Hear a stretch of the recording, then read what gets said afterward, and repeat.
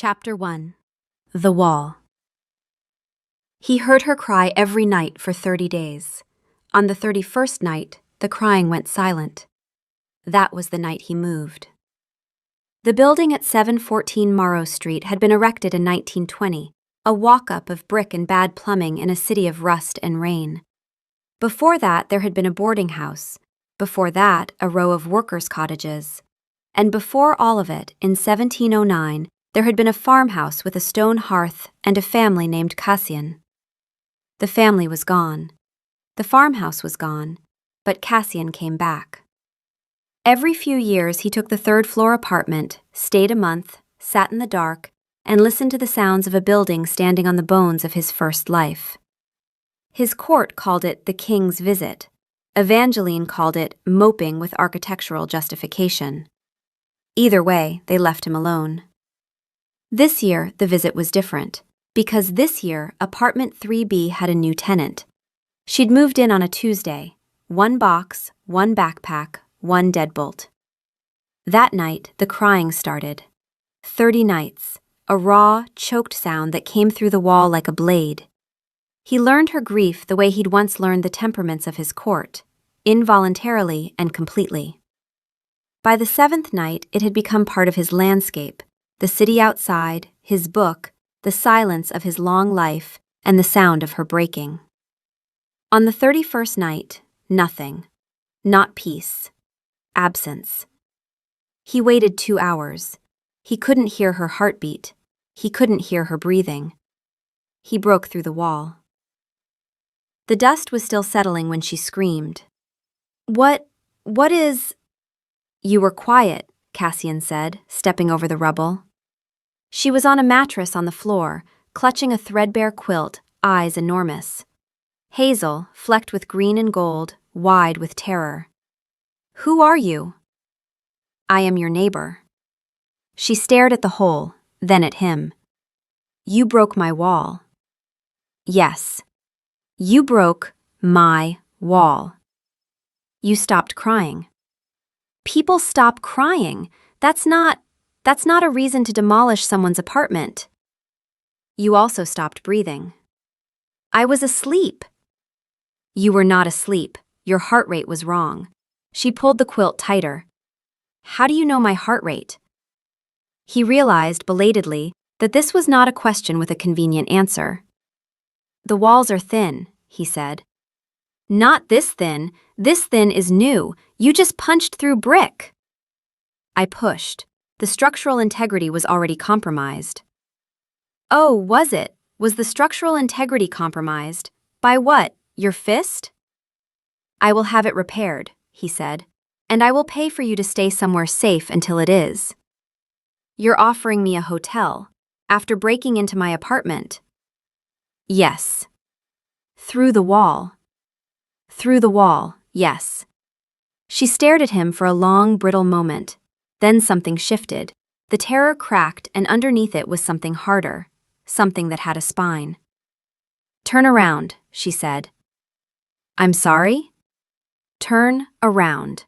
I need to get dressed, and you've removed my privacy along with my wall. He turned, faced the rubble. Behind him, he heard cloth, a zipper, bare feet on gritty floorboards. He didn't turn. He gave her the dignity he'd just destroyed. Okay, she said from the doorway. He looked. She was small, wearing jeans and a sweatshirt, clutching a backpack like a lifeline. She looked like someone who'd been running on fumes for a very long time. Hotel, she said. Now. The lobby smelled of carpet cleaner and artificial flowers. Cassian placed his card on the counter with the authority of a man who had never once been told no. A room for the lady, a suite for myself. The night auditor straightened. Of course, sir. Ella, she said. Both men looked at her. For the room, Ella Vance. He nodded, did not offer his own name. In the elevator, she watched the mirrored wall. Her reflection, dusty, small, pale. His reflection, absent. She looked at the mirror, looked at him, looked at the mirror. He watched her figure it out. He could see the precise moment the impossibility registered. "This is you," he said when the elevator stopped at her floor. She stepped out. He held the door. "I'll have the wall repaired tomorrow. You're safe here. No one will bother you." "Why?" she asked. "Why any of this?" "Your grief had clarity," he said. "When it stopped, I was concerned. That's not a normal reaction." "No," he agreed. "It is not." The doors closed. Chapter 2. The Granola Bar. She locked the door, bolted it, wedged the desk chair under the handle, and allowed herself approximately 90 seconds of shaking before her brain overrode her body and demanded answers. No reflection. She had not imagined it. The mirror showed the elevator, the handrail, the scuffed floor, the overhead light, and a conspicuous absence where a tall man should have been. She slept for 12 hours, woke to a knock. A hotel employee with a flat box from a department store her mother would approve of. Inside, clothes in her size, a phone, a charger, a notebook, a pen, and a note in handwriting that belonged in a museum. "I thought you might need these. My number is the only contact. I will not call unless you call first. K." She stared at the phone for 40 minutes. Then she texted, "You know my size." 11 seconds later, the clothes were selected by a personal shopper based on approximate observation, not measurement. If anything is incorrect, it can be exchanged. Also, the fire exits on your floor are at both ends of the corridor. I have verified neither is obstructed. The nearest hospital is 7 minutes by car. Please eat something substantial. A granola bar is not a meal. She read it twice, laughed, a real, startled sound. First one in a month. "How do you know about the granola bar?" "It was in your backpack. I could hear the wrapper." From the next apartment. "The walls were thin. We have discussed this." "What are you, Kay?" A long pause. Then, "That is a conversation I would prefer to have in person. For now, please eat something that is not a granola bar." She ordered room service. Eggs, toast, coffee. Ate everything. "I ate real food, for the record." "What kind?" "Eggs, toast. This is acceptable." "How were the eggs prepared?" "Scrambled." "Were they adequately seasoned?" "K, they were hotel eggs." Hotel eggs is a category, not a nutritional assessment. I will speak with the kitchen. Do not speak with the kitchen. I have already spoken with the kitchen. What did you say to the kitchen? I expressed concern about seasoning. The chef was receptive. She put the phone down, picked it up, put it down again. She was being cared for by a man with no reflection who had opinions about eggs. Against every instinct she was charmed. The suite's thermostat was attempting to manage Kazian's life. It was a glowing tablet that periodically suggested a sleeping schedule, which was presumptuous given that he did not sleep. "I do not require your input," he told it. Energy-saving mode activated. "I did not authorize." He pressed the screen. Music began playing. The curtains started opening. Automatic, motorized, pulling back toward the morning light. He moved faster than the curtains, hit the override. The strip of sun that touched his hand reddened the skin for a second before it healed. He stared at the thermostat. "We are not compatible," he said. He called Evangeline. "My king. How is the court?" "Annoyed at your absence, as usual. Marchetti is posturing. Crane is sulking. The usual. How is the pilgrimage?" "Complicated." "Define complicated." "I broke through a wall." Silence. "Kazian, the walls of the building or brick and plaster. Into the neighboring apartment. There was a woman." "Say that again, slowly." "She was crying every night. For 30 days. Then she stopped. I could not hear her heartbeat." "So you demolished her wall." "I pushed through it. It was not a demolition. It was a targeted intervention." "You're the king of an immortal court, and you just used the phrase targeted intervention to describe breaking into a woman's apartment? I need a report. Ella Vance. Everything about her. Kazian, you are visiting the site of your childhood home for the annual exercise in sentiment and melancholy. This is supposed to be the quiet month. It has become less quiet. I can hear that. A pause. Report by dusk. And Kazian, you are the king. You are currently sitting in a hotel suite because you broke a wall for a mortal. I need you to hear how that sounds. It sounds impulsive. It sounds like something I'm going to have to explain to the court. Then don't tell the court. I haven't told the court you collect vintage armchairs either, but eventually these things come out. The report arrived at dusk. Ella Vance is a fiction, Evangeline said. The name is 3 months old. Before that, she was Ella Harris. Harris. He knew the name. Old money, long reach.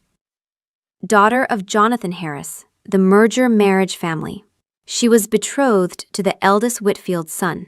She refused. The family applied pressure, financial, social, professional. She ran. What kind of pressure? The efficient kind, frozen accounts. Her friends were reminded where their loyalties lay. Her professors were told her scholarship depended on family cooperation. They didn't yell, Kazian. They reasoned.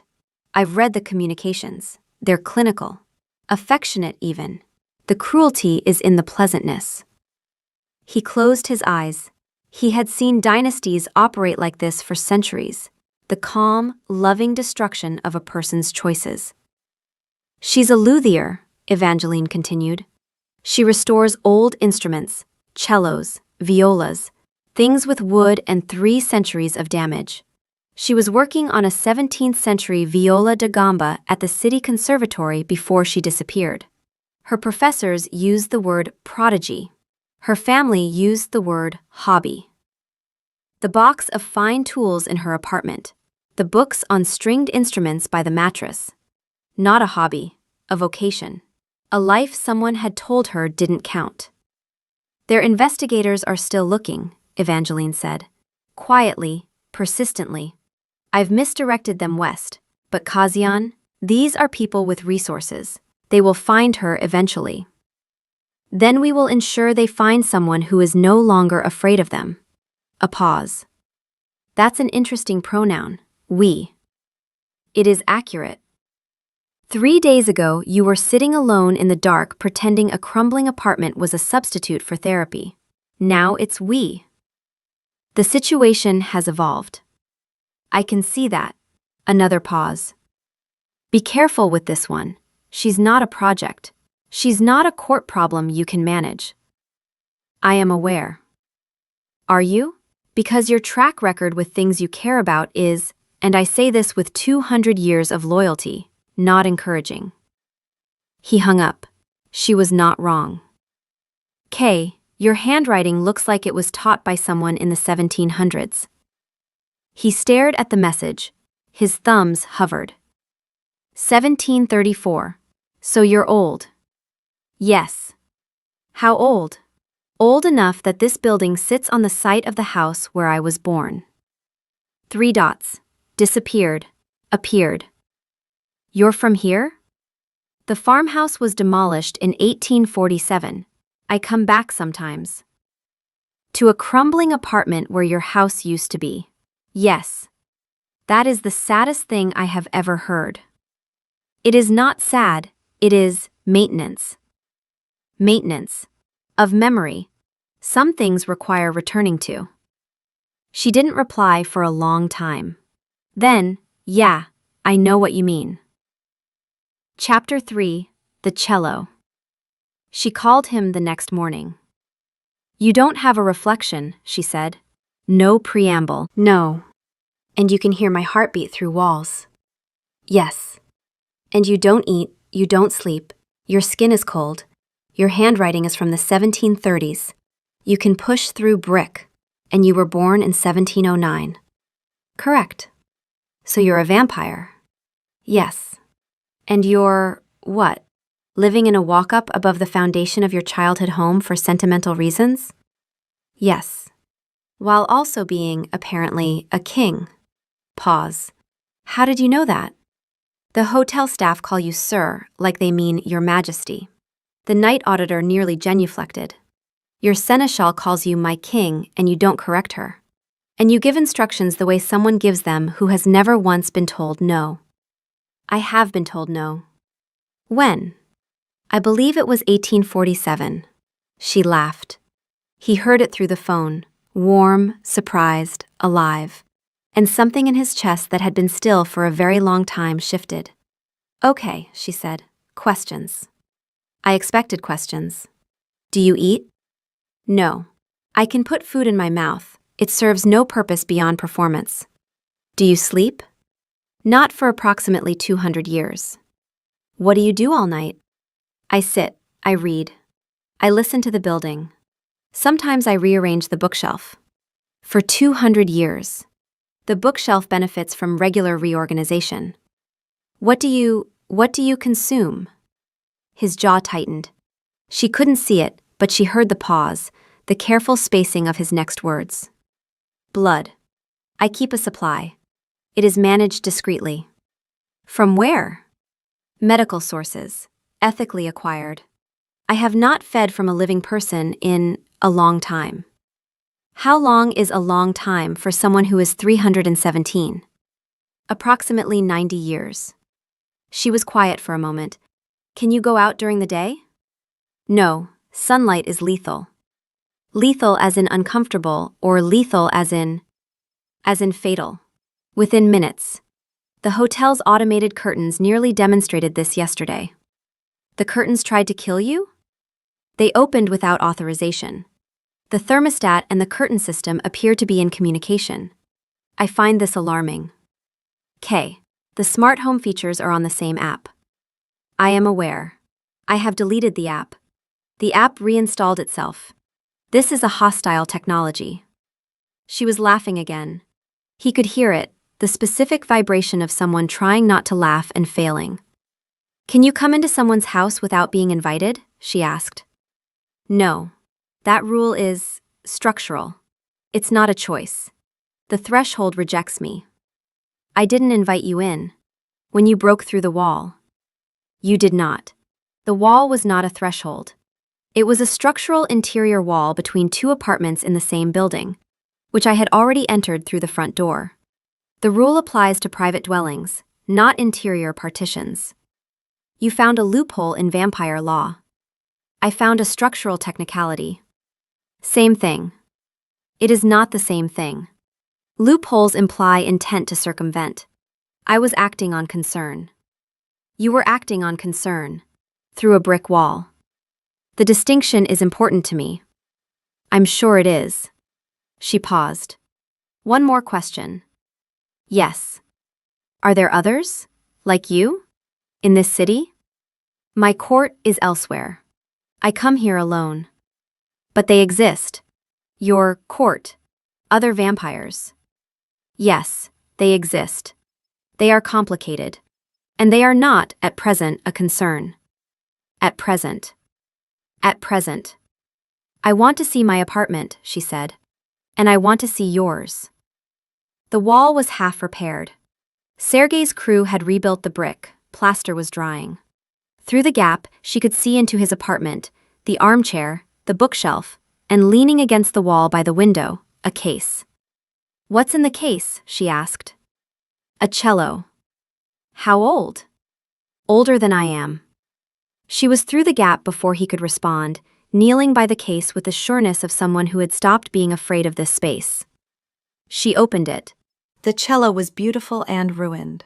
Scroll intact, ribs cracked, varnish worn to bare wood, bridge collapsed. But the proportions were right. 17th century, she said, her fingers tracing the grain. Italian, oil-based varnish, Cremonese or Brescian. She looked up. Where did you get this? Venice, 1742. It's been badly stored. The humidity damage is extensive. The top plate has separated along the treble side. Her face was luminous with focus. the same authority he brought to matters of state. But the wood is alive. I can feel it. Can it be restored? If someone knew what they were doing. Someone like you. Someone exactly like me. She laid it on his desk and opened her tools. Can I work here? Your light is better. For an hour, he watched her become someone else. The broken woman from the mattress was gone. In her place, precision, authority, competence. The varnish is original, she said, working. See these dark patches? That's where someone's hand rested. 300 years of grip baked into the surface. That was my hand, he said. She stopped, looked at the worn varnish, looked at his hands, put her fingertips on the impression of a grip that had been there for centuries. You played this.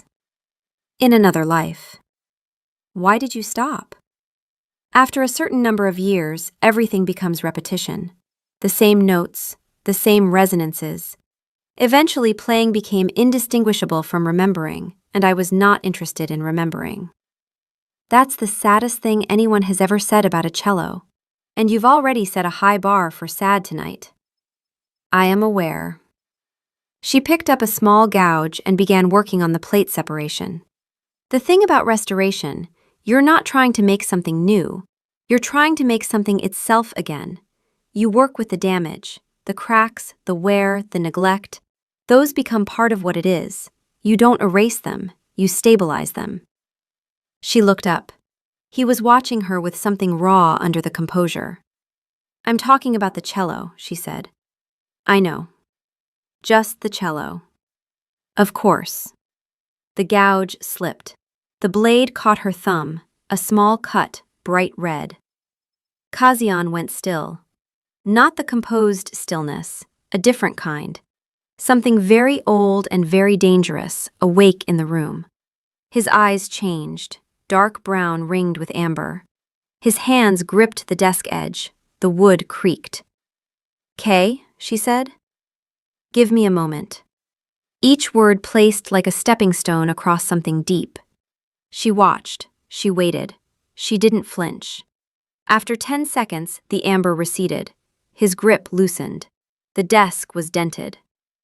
Sorry, he said. Don't be, she held up her thumb. I should be more careful. You should be more careful with me. Probably. She went back to the cello. But I'm not going to be. He stared at her. She didn't look up.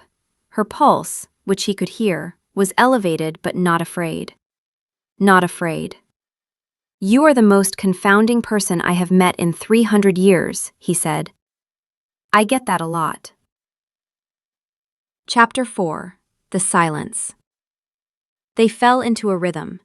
Every evening she came through the gap in the wall, now fitted with a cheap hollow core door from the hardware store, and worked on the cello at his desk. He sat in the armchair and pretended to read. You're not reading, she said on the third evening. I am reading. You haven't turned a page in 40 minutes. It is a very dense paragraph. It's upside down, Kay. He looked at the book. It was, in fact, upside down. He turned it over with great dignity. The building's heating system, he said, changing the subject, has not been serviced in 14 months. I have contacted the city. Have you? They were unhelpful. I contacted them again.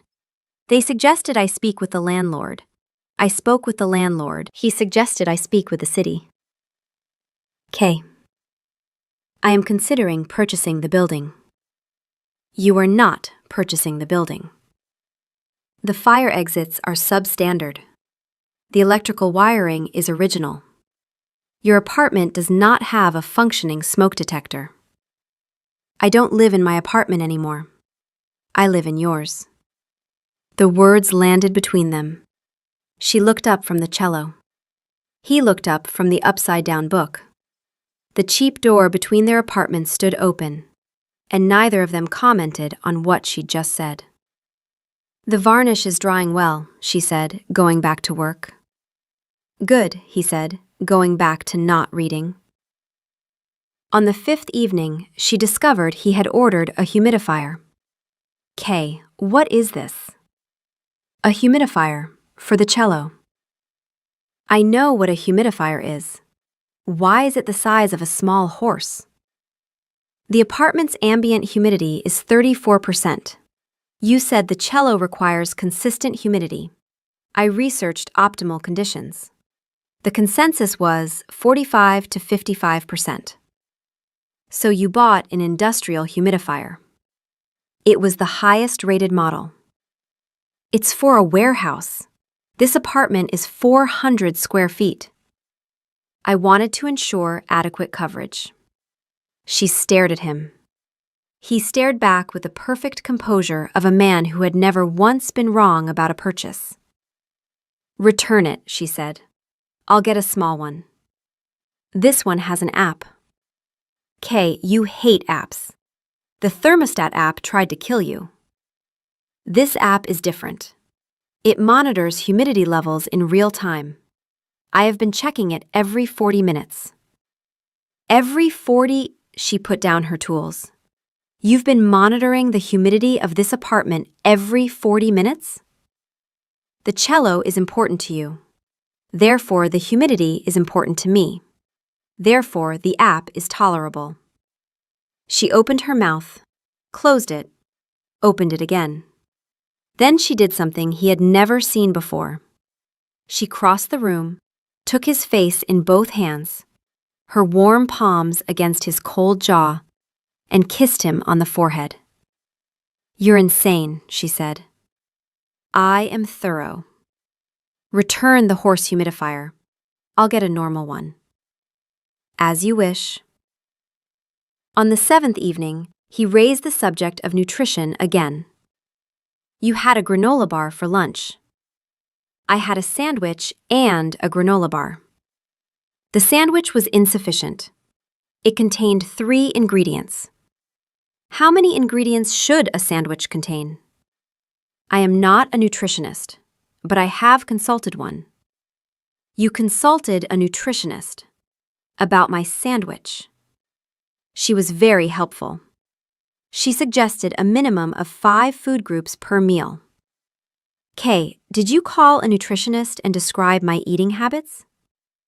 I described a hypothetical 26-year-old woman who subsists primarily on granola bars and hotel eggs. The nutritionist was concerned. I'm concerned. About you. About this behavior. I have also researched the caloric requirements of someone performing fine manual labor. You are under-fueled. I'm going to start eating in my own apartment just so you can't hear me chewing. I would hear you through the door. I'll close the door. I would still hear you. The door is hollow core. It has no acoustic value whatsoever. She threw a wood shaving at him. It landed on his shoulder. He looked at it with the mild surprise of someone who had not had something thrown at him in quite some time. Did you just throw a wood shaving at the king of an immortal court? He said.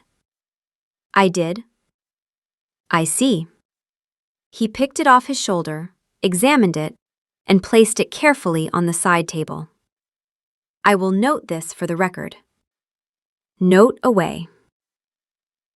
It was, he realized on the 9th evening, the closest thing to happiness he had felt in decades.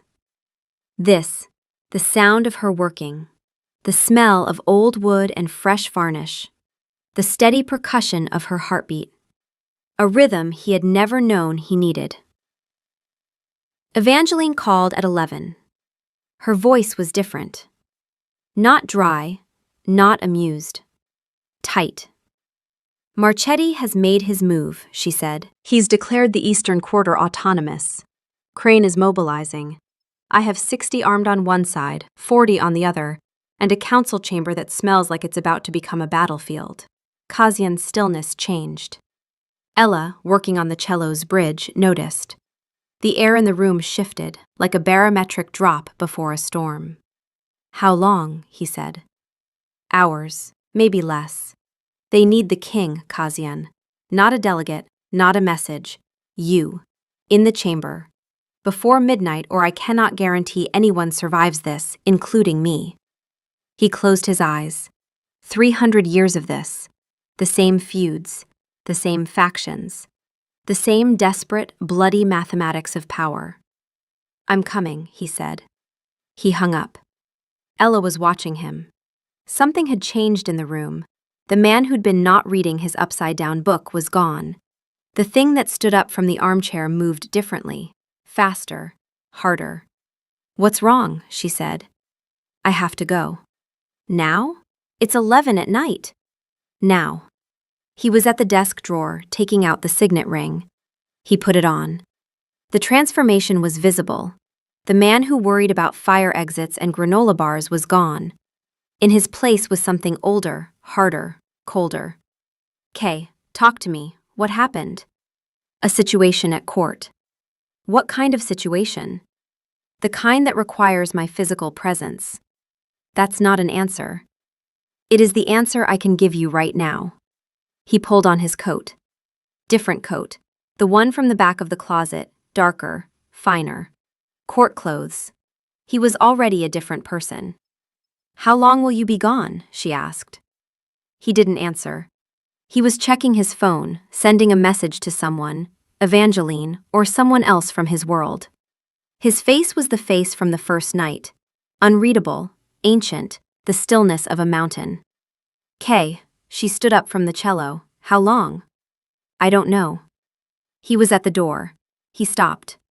Looked at her, one last look, the kind that held too much weight for the doorway of a crumbling apartment. "I'm sorry, Ella, I have to." "Go," she said. Her voice was steady, but her hands had tightened on the gouge. "It's fine, go." He left. She heard his footsteps on the stairs, not the careful, measured steps she'd learned. Fast. A king's stride. Then the building's front door. Then nothing. Silence. She sat at the desk with the half-restored cello and waited. For a text. A call. A note in his museum handwriting. Anything. An hour passed. Nothing. "Is everything okay?" No reply. "Kay?" Nothing. 2 hours. The building settled into its groans. The cheap door between apartments stood open. His armchair sat empty. His book, still upside down, waited on the side table. The signet ring's imprint was pressed into the desk drawer's velvet lining. She waited. He did not come back. Day 2. No message, no call. His apartment untouched. Day 3. She checked the phone every hour. The single contact, Kay, stared back at her in silence. Day 5. She stopped checking. Day 8. The wall was fully repaired. Sergei's crew came and went. She let them in, signed the paperwork, watched them plaster over the last evidence of the hole. The cheap door between apartments remained. She stood in her own apartment, which she hadn't slept in for a week, and looked at the closed door. On the other side, his armchair, his books, the cello on the desk. On this side, her mattress, her empty box of tools, her silence. He had left, without a word, without a message, without the goodbye she had specifically, desperately needed from the one person she trusted not to disappear. She was, she realized, completely unsurprised. This was what people did. Her family had done it with money and lawyers. He had done it with silence and a door. The method was different. The result was the same. She could break. She had done it before. She knew the shape of it. The slow collapse, the 30 nights of crying, the erosion of herself into a blank space where a person used to be. Or she could do something else. She opened the door, walked into his apartment, sat at his desk, picked up the cello, and went back to work. Chapter 5. The Restoration. She worked on the cello every night for 2 weeks. It was, she told herself, not about him. It was about the instrument. A 17th century masterwork didn't deserve to sit unfinished because the man who owned it had vanished, like every other person she'd ever trusted. The cello hadn't left. The cello was here. The cello needed her. She stabilized the top plate, re-glued the ribs, carved a new bridge from maple she'd ordered with his credit card, which still worked, which she took as either a sign he was alive or a sign his bank hadn't noticed. She mixed varnish to match the original oil base, working by the fluorescent kitchen light, testing each batch against the worn surface until the color sang. She ate real meals. She ordered them on the phone he'd given her, from the hotel kitchen whose chef she'd befriended after Kazian's seasoning intervention. She slept in his armchair, wrapped in the hotel blanket she'd stolen, surrounded by the smell of old wood and fresh varnish and the absence of him. She didn't cry, not once. On day 4, she talked to the cello. "You and I have a lot in common," she said, fitting a clamp to the treble rib. "We've both been put in boxes by people who didn't know what to do with us. We've both been neglected. And we're both, apparently, the kind of thing that requires a vampire king to come along and break something before anyone pays attention." She tightened the clamp. "But here's the difference between you and me. You can't fix yourself. I can." On day 7, Sergei came to finish the wall. He was polite, efficient, and clearly terrified of the apartment's absent owner. Will he be back soon?" Sergei asked, mixing plaster. "I don't know. He's a good man, particular, very particular, but good. How long have you worked for him?" Sergei paused. Something careful moved behind his eyes. "A long time. My father worked for him before me." "Your father." "And my grandfather." She did the math. 3 generations, which meant Sergei knew, at least partially, what Kazian was. He wasn't asking when the king would be back out of professional concern. He was asking because he was worried. "He had to go somewhere," she said. "Something urgent." Sergei nodded slowly. "When he comes back, tell him the wall is solid, load-bearing this time." He paused at the door. "And tell him, Sergei says the building's fire exits have been cleared. He'll know what it means." She almost laughed. Even his contractor had been recruited into the fire exit campaign. On day 10, her father's investigator found her. He was waiting outside the building, a polite man in a gray suit, holding a business card she didn't take. "Ms. Harris," he said, "your father would like to speak with you." "I'm sure he would." "He's prepared to offer you a full restoration of your trust fund, your conservatory position, and an apartment of your choosing. The engagement has been called off. He simply wants you to come home." Ella looked at the man, then at the building behind her, crumbling, grim, the place where she'd cried for 30 days and then been woken by a vampire breaking through her wall. "Tell my father," she said, "that I'm restoring a cello. He won't know what that means. Tell him anyway." "Ms. Harris." "Tell him I have my own position now. The conservatory wants me back, on my terms. I start next month. Your father would prefer Mr. She glanced at the business card he was still holding. "Mr. Reeves. My father would prefer a lot of things. He'd prefer I married the Whitfield boy. He'd prefer I considered instrument restoration a charming hobby. He'd prefer I came home and stopped being inconvenient." She stepped closer. "I've been inconvenient my whole life. It turns out I'm very good at it." "And if he continues to look for you?"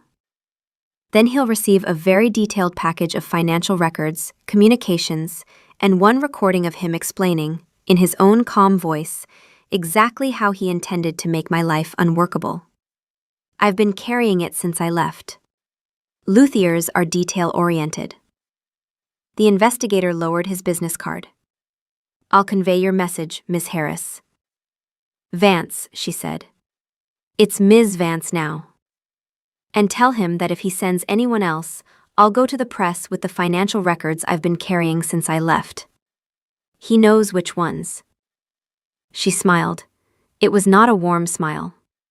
"That's not a negotiation. It's a statement." The investigator left.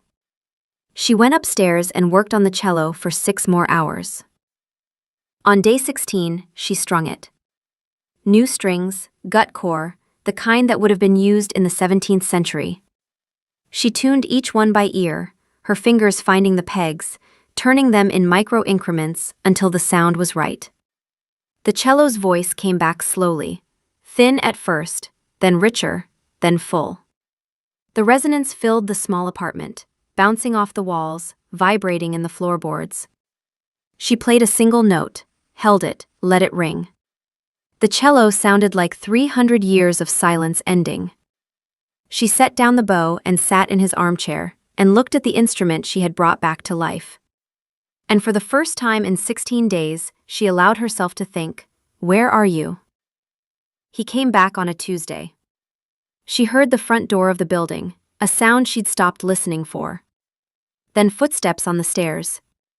His footsteps, which she knew from a month of listening through walls. Slow, heavy. Not the measured stride of a king. The walk of a man who was very tired. The apartment door opened. He stood in the doorway, and he looked like 3 centuries had landed on him at once. His coat was different, darker, finer. The signet ring was on his hand. There was a thin line across his jaw that might have been a cut, almost healed. He saw the cello first. Strung, restored. Standing upright on its end pin by the desk, gleaming with fresh varnish in the kitchen light. Then he saw her, in his armchair, with a cup of tea and an expression that could have frozen the sun. "You're back," she said. "Yes. 16 days. I know. No message. No. No call, no text, no note in your museum handwriting. No." She set down the tea. Why? He stood in the doorway and he did not give her the managed voice, the composed face, the 3 centuries of courtly control. He gave her the truth. 2 factions in my court were hours from killing each other. My seneschal was in danger. I had to be there in person, or people would have died. I understand that. I know you do. Then why didn't you tell me? He was quiet for a long time. She watched the struggle on his face, the muscle at his jaw, the tension at his temples. The ghost memory tells of a body that had no circulation but still remembered how to hurt. I have never had someone to tell, he said. In 317 years, there has never been a person whose absence I needed to explain my own. I left because I had to. I didn't tell you because it didn't, he stopped. It didn't occur to me. It didn't occur to you. Kings don't say goodbye, they move. They act. They return when the crisis is resolved. No one waits, no one asks where they've been. I waited, she said. I waited every night. And you know what silence means to me. You broke through a wall because I went quiet. And then you did the same thing to me. The words landed. She watched them hit, watched 3 centuries of composure crack along a fault line that had her name on it. Yes, he said, I did. Was it worth it? Whatever happened at your court? 40 people are alive who would be dead if I hadn't gone. She nodded. Then you were right to go. I was wrong not to tell you. Yes, you were. Silence. Then she looked at the phone on the desk, the one he'd given her, the one with the single contact. I texted you twice, she said, the first night, and then I stopped. He looked at her. 16 days, Kay. I had the phone. I could have called every hour. I could have left a voicemail. I could have texted Evangeline. I know her name. I know she exists. I could have found a way. She swallowed. Instead, I sent 2 messages, and when you didn't answer, I decided that was the whole story. That you'd left. That silence meant abandonment. Because that's what it's always meant in my life. Ella, I did the same thing you did. You defaulted to not telling. I defaulted to not asking. You left without a word, and I stopped reaching for one. Her voice was steady, but her hands were not. "You're not the only one who needs to learn something here." He stared at her. She stared back. Two people who had both gone silent when they should have spoken, standing on opposite sides of a room full of varnish and dust, and the sound of 300 years of damage being named out loud. "So here's what's going to happen," she said. "You're going to learn to tell me when you leave, and I'm going to learn to ask instead of assuming the worst and retreating into a cello." "That seems fair." "It's not fair, it's work. For both of us." "I am willing to do the work." "Good, because the cello is finished and I need a new project." Silence. The cello gleamed between them. "You finished it," he said. "It took 16 days. It's..." His voice caught. He crossed the room, slowly, and stood before the cello. He reached out and touched the varnish, the new surface she'd built over the old, the damage stabilized, the cracks preserved. His fingers found the dark patches where his grip had been 3 centuries ago. They were still there, under the new varnish. She hadn't erased them. "You kept the marks," he said. "I told you, you work with the damage. You don't erase it." He looked at her. She looked at him. The distance between them was 3 feet, and 16 days, and 3 centuries, and the cheap hollow core door that stood open between their apartments. "I am going to learn," he said, "how to tell someone where I'm going. It will be difficult. I have been a king for a very long time." "That's not an excuse." "It is not. It is a starting point." "A starting point?" "I would like it to be." She stood up from the armchair. She was still thin, still small, but she was no longer the woman on the mattress. She'd restored a 17th century cello, faced down her family's investigator, eaten real food for 16 days, and slept in a vampire's armchair without flinching. She didn't need him. She had proven that comprehensively. "I handled my family while you were gone," she said. "They found me. I dealt with it." "You," he blinked. "How?" "I told them to stop looking. I had documentation. They stopped." "You carried documentation?" "Since the night I left, in the backpack." He stared at her. "You have been carrying evidence of your family's coercion in a backpack for 2 months. Luthiers are detail-oriented." Something broke open on his face. Not a smile, not a laugh, but the startled devastation of a man who had just realized the woman in front of him was not someone who needed saving. She was someone who needed choosing. And he had not, until this moment, understood the difference. "Ella," he said. "Kay. Kazian. I know your name. I would like to stay. You live here. I would like to stay for you." She crossed the 3 feet, stood in front of him. The temperature difference between them was a physical fact, her warmth, his cold, the narrow space where they met. "Then stay," she said. "But the next time you have to leave, you tell me, you text me, you leave a note. I don't care if it's 3 words on the back of a receipt. You do not go silent. Not with me." "Not with you," he said. She kissed him. His lips were cold, hers were warm. The contrast was sharp and specific, like touching a key in winter, the surprise, then the heat that followed. It tasted like tea and varnish and the salt of tears she hadn't cried. When she pulled back, his eyes were amber. "Your eyes do that a lot," she said. "Only with you." "Is it a problem?" "Not the kind you're thinking of." She smiled, the full, slightly crooked smile that rearranged her whole face. "Play it," she said. "The cello. I didn't restore it so it could sit there." He looked at the cello, at her, at the cello. "It has been 80 years, he said. "Then it's time." He sat. He picked up the bow. He drew it across the strings, and the sound that filled the apartment was 300 years old and brand new, resonant, deep, alive. The wood she'd stabilized, the strings she'd strung, the varnish she'd matched, the cracks she'd preserved, all of it singing. She sat in the armchair and listened. Outside, the city hummed. Inside, the cello filled the room, and the cheap door between their apartments stood open, and neither of them was alone. Chapter 6. The Door. 3 months later, Evangeline called during the cello's evening session. "The court requires your presence on Thursday," she said. "I'll be there." With or without the luthier. "Her name is Ella." "With or without Ella?" He looked across the room. Ella was sitting in his armchair, her armchair now, really, with a cup of tea and a book about Brescian varnish techniques. She looked up when she felt his gaze. "Thursday?" she mouthed. He nodded. "Tell Evangeline I said hi," she said, and went back to her book.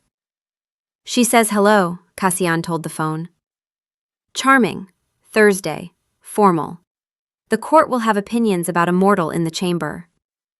"The court always has opinions." "These opinions may involve teeth." "Then they will learn to keep their opinions behind their teeth." Evangeline paused. "You sound different." "I have been playing the cello." "You haven't played in 80 years.